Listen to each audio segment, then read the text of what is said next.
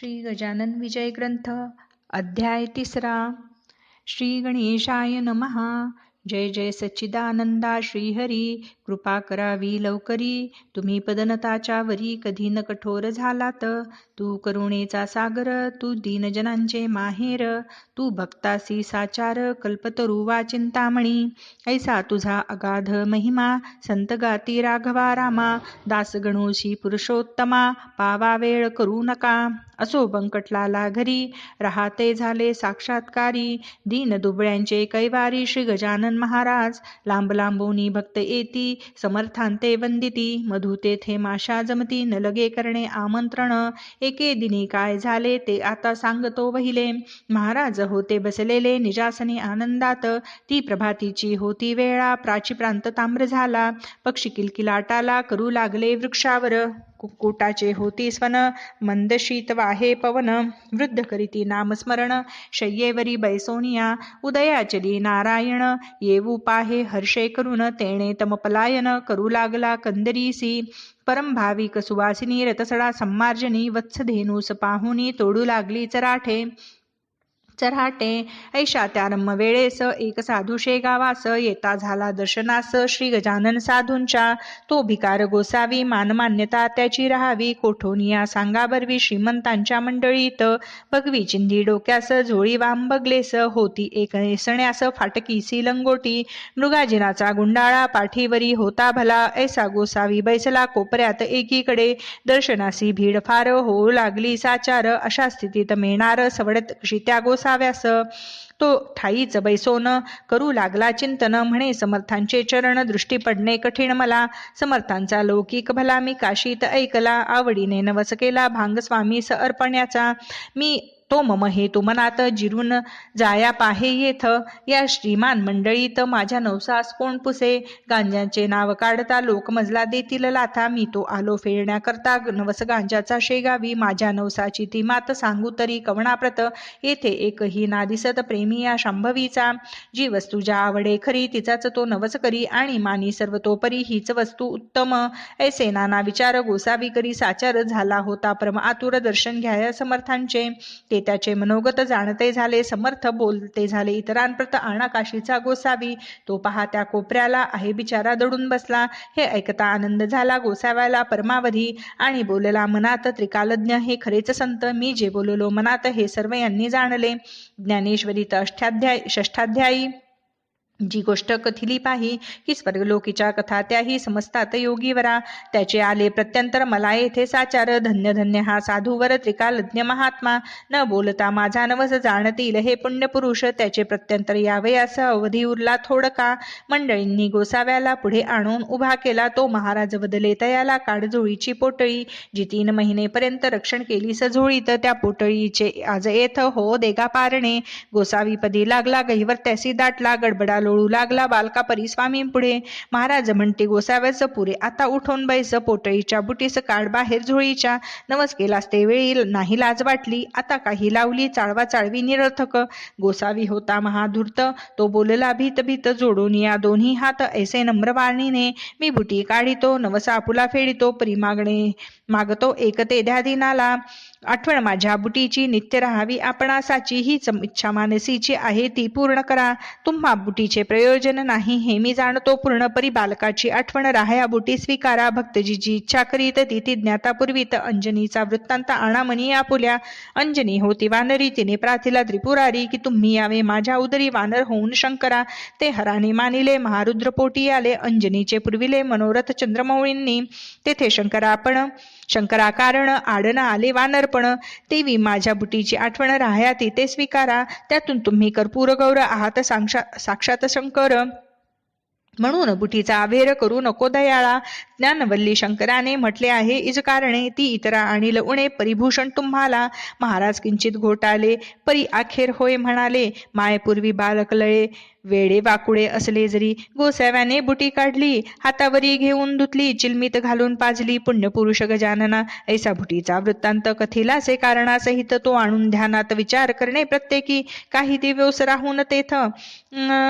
दिवस राहून गेला गोसावी निघून. आपणा धन्य मानून रामेश्वर ज्ञानेश्वरा कारणे ऐसी गांजाची पडली प्रथा ते ठाई तत्वता परी व्यसनाधीनता न चाली समर्था ते पद्मपत्राची ये परी ते अलिप्त होते निर्धारी न ये कोणास त्याची श्री खरेच ती थोरते वेदरुच्या अस्खलित उदात्त अनुदात्त स्वरांसहित कधी म्हणाव्या मुखी सत्य कधी त्यांचे नाव नसे वेदाक्षरे पडता श्रवणी साशंक व्हावे वैदिकांनी याचे एका अनुमानी गजानन होते ब्राह्मण कधी गवया समान अन्यन्य रागातून एकाच पदा ते गाऊन दाखवावे निजलीले चंदन चावल बेल की पतिया प्रेम भारी या पदा ठाया ते आनंदात येऊन यावरच्यावरी म्हणावे कधी गणगणगणाचे भजन कधी करावे नुसते मौन कधी राहावे पडून शय्येवरी निचेष्टित कधी वागावे पिशापरी कधी भटकावे कांतारी कधी शिरावे जाऊन घरी एखाद्याच्या उचित असो त्या शेगावात जानराव देशमुख विख्यात होता त्याचा प्राणांत भावयाचा समय आला व्याधी शरीरी बळावली शक्ती पार निघून गेली प्रयत्नांची कमाल केली वैद्यांनी ती आपुल्या नाडी पाहून अखेर आपता कळविला समाचार प्रसंग आहे कठीण फार नसे आशा वाचण्याची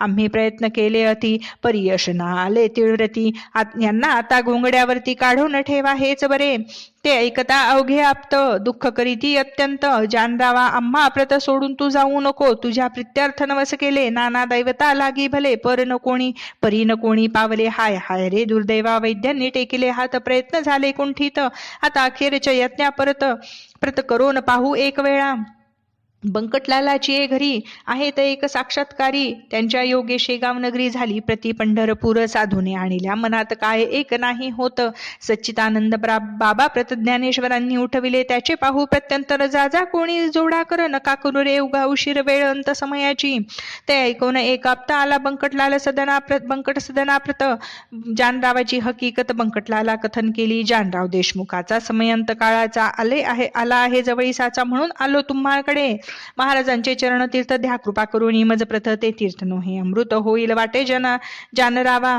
बंकटलाल म्हणे त्यावरी ही गोष्ट न माझ्या करी तुम्ही करावी अत्यादरी विनवणी आमुच्या वडिलाला जैसे त्याने सुचविले तसे आपते तात्काळ केले भवानी रामा विनविले ध्याया तीर्थ समर्थांचे भवानी राम सज्जन होता मनाचा दयाळू पूर्ण दुसऱ्यांचे दुःख ऐकून सज्जनतेच विवळ होती प्यालामध्ये भरून पाणी समर्थांच्या लावले चरणी आणि केली विनवणी तीर्थ देतो जानरावा समर्थे तुकविली मान तीर्थ पाजिले नेऊन जानरावा कारण घरघर घशाची बंद झाली हात हलवू लागला किंचित डोळा उघडीला उतार पडू लागला तीर्थ प्रभावे देशमुखासी तो पाहता प्रकार आनंदले नारी नर सत्पुरुषाचा अधिकार आला कळून सर्वांसी मग औषधी बंद केली तीर्थी भिस्त ठेविली ज्या योगे लाभती झाली आरोग्यता जानरावा 8 दिवसांमाझारी जानराव झाला पहिल्या परी भवानी रामाची घरी आला दर्शना समर्थांच्या पहा संतांचे चरण तीर्थ क्षणा साधनात झाले अमृत संतन ते साक्षात देवकली युगाचे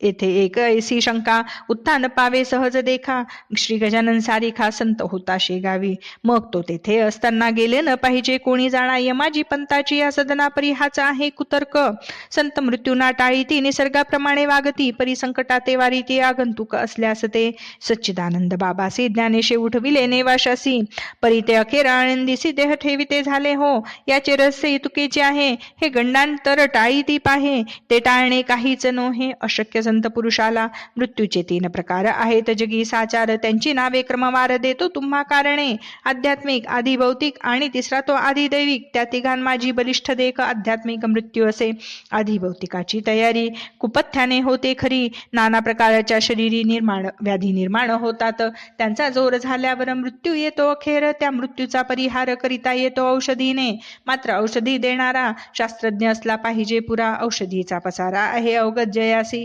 ऐसा वैद्य भेटल्यास आधी भौतिकाचा होय नाश तेथे आधी दैविकास नवस सायास घालविती हे गंडांतर रूपाचे मृत्यू 2 प्रकारचे भौतिक आणि दैविक साचे हे आहेत ख्यात जगी मृत्यू जो का आध्यात्मिक तो कवणाच्याने न टळे देख पहा अर्जुनाचा बालक कृष्णा समक्ष पडला रणी तैसा जानरावाचा मृत्यू गंडांतर स्वरूपाचा होता तो टाळीला साचा समर्थ तीर्थ देवोनिया म्हणजे गंडांतरा कारण निवारिती साधू चरण तेच आले घडून शेगावा माझारी काही मृत्यू नवसांनी टाळीता येती याजनी परी तो नवस श्रद्धेने केला पाहिजे विबुध हो श्रद्धा पूर्ण असल्यावरी तीच मृत्यू टाळी खरी श्रद्धाचा ओघ्या माझारी सर्व बाजूंनी श्रेष्ठ असे चरण तीर्थ साधूचे तेही टाळी मृत्यू साचे वरील 2 प्रकारचे परी तो साधू पाहिजे साधू असल्या वेशधारी ऐसी न होय गोष्ट खरी माती न होय कस्तुरी हे ध्यानी असू द्या. षड्विकार धुतल्या विना अंगी साधुत्व येईना आणि साधू विण होईना अघटित कृत्य केव्हाही.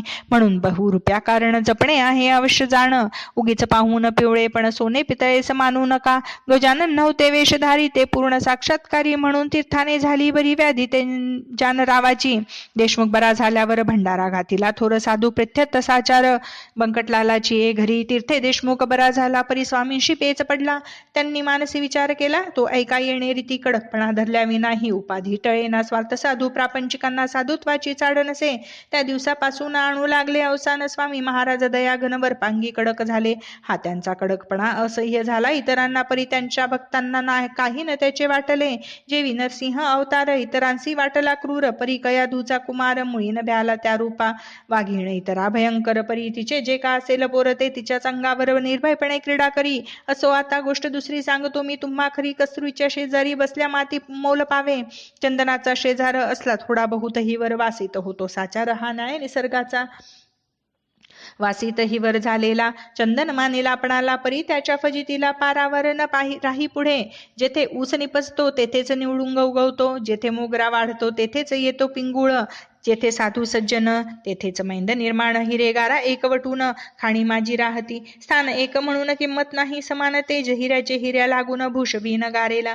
गारती गारच राही पायाखाली तुडविली जाई. ऐसी स्थिती कधी नाही अमोलिक हिऱ्याला. श्री गजाननाचे सन्निध ऐसाच होता एक मैंद. संत सेवा हाच मद अंगी ज्याच्या भरला असे. तो सेवा करी वरी वरी भावनिराळा अंतरी. मिठाई पेढे सावरी समर्थांच्या नावावर. भक्तगणास ऐसे म्हणे मी समर्थ कृपेचे पोसणे. प्रत्येक काम माझ्या विणे होत नाही ये ठाया. मी कल्याण समर्थांचा अत्यंत आहे आवडीचा. कधी न खाली जावयाचा शब्द माझा त्यांच्या पुढे. चिलीम त्यांची मीच भरी. खाण्यापिण्याची तयारी निजांगे मीच करी. अत्यंत मी आवडीचा. ऐसे लोकास सांगत असे आपला सौरात करीत असे. त्या दमाचे नाव असे माळी विठोबा घाटोळ. महाराज स्वयमेव शंकर हा बनला नंदिकेश्वर. हमेशा करी गुरगुर अवघ्या आल्या गेल्या भक्तांवरी. ते अंतर्ज्ञानांनी जाणिले सर्व समर्थांनी. कौतुक केले एके दिनी ते ऐका विविध हो. परस्थ काही मंडळी शेगावी दर्शना आली. तो मूर्ती होती निजलेली समर्थांची शय्येवर. ही या कुणाचा होईना जागे करण्या समर्थांना मंडळीस होती जाणा त्वरा पुढे जाण्याची. ते कुजबुज करू लागले विठोबाला विनवते झाले. विठोबा आम्हा पाहिजे गेले येथून आत्ताच परगावा. काम निकडीचे आहे फार कैसा करावा विचार. महाराज तो शय्येवर असते निद्रिस्त झाले. त्यांचे दर्शन घेतल्या विना आमचा पाय निघेना. हे अवघड काम होईना तुझ्या वाचून ये ठाई. तू समर्थांच्या शिष्यात मुख्य धोरणी महाधूर्त. तुला आम्ही जोडितो हात एवढे काम करावे. ऐशा त्या स्तुतीने विठोबा फुगून गेला मनी. त्याने जाऊन तत्क्षणी महाराजांशी उठविले. मंडळींचे काम झाले परी संकट ओढावले. विठोबा घाटोळ विठोबावरी भले. कर्म जैसे तसे फल. समर्थांच्या हाती काठी एक होती भली मोठी. तीच त्यांनी घातली पाठी त्या विठोबा माळ्याच्या. म्हणते बेटा माजून गेला आपुली स्थिती विसरला. या लुच्च्याने आरंभीला उघड उघड व्यापार की. मला लावतो उपाधी घटे आणून बांधतो मठी. घुमारे घाली कधी कधी ऐसा तिनी चहा. त्या घुमाऱ्याचे बक्षीस घे मी देतो तुला खास. तुझवरी केल्या कृपेसो होईन प्रभूचा अपराधी. सो मला साखर मानू नये विषाजवळ करू नये. तस्करासी लेखू नये निजकंठीचा ताईत. ऐशा रीती ठोकला छड्याखाली गाटोळाला. विठोबा तो पळाला पुन्हा आला मागुती. खरे जे का असती संत ते ऐसेच वाग करीतात. ढोंगी मात्र जातात अशाची या करांमध्ये. म्हणजे अधिकारा वाचून ढोंगी बैसती होऊन संतनादी लावण्या जन. ऐसे प्रकार कितीतरी. मतलबी त्यांना साथ देती. उदो उदो त्यांचा करीती. भलभल ते सांगता ते साक्षात्कार ढोंग्यांचे. तेणे दोघांचे काम होई अपार पैसा मिळविला जाई. परी ही प्रथा बरी नाही समाज जाईल रसातळा. खरे जे का असती संत ईश्वराचे निस्सीम भक्त. त्यांना न मुळी आवडत सान्निध्य त्या षंडाचे. पतिव्रतेसी शेजार कसबिणीचा कपटणार. सोन्याप्रती अलंकार काय शोभती कथलाचे. संत शठाते राखती परीन त्याला महत्व देती. ती जगातील एक व्यक्ती कृतकर्म भोगण्या आली असे. ऐसे मानसी समजून त्याविषयी धरती मौन जेवी निवडुंगा लागून स्थानभूमी देते हो. मोगरा, निवडुंग आणि शेर ही जमिनीची लेकर, परिकिमतीचा प्रकार निरनिराळा तो तिघांचा. मोगऱ्याचे संरक्षण करीती, निवडुंगाचे दहन चिलटांसाठी बांधून शेर ठेविती दारावरी. तेवी संत भूमीवरी रक्षण अवघ्यांचे करीती जरी, किमती माझी ठेविती परी गुणांप्रमाणे भेद पहा. नशीब विठोबा घाटोळाचे अति खडतळ होते साचे, पाय लाभून साधूचे दैवे दूर झाले की. जरी तो नाढोंग करिता तरी योग्य ते प्रती चढता, संतांची ती योग्यता त्याने मुळी ना जाणिली. कल्पवृक्षाच्या तळवटी बसून इच्छिली गारगोटी, वा मागितली करवंटी कामधेनू पासून. ऐसे न कोणी करावे संतापासी राहून बर्वे, तेथे विचारा ठेवावे अहर्निशी जागृत. हा श्रीदास गणू विरचित श्री गजानन विजय ग्रंथ, तारक हो भावाब्दित अवघ्या भाविकां कारणे. श्री हरिहरार्पणमस्तु. शुभं भवतु इति श्री गजानन विजय ग्रंथस्य तृतीयोऽध्यायः समाप्तः. गोपाल कृष्ण भगवान की जय.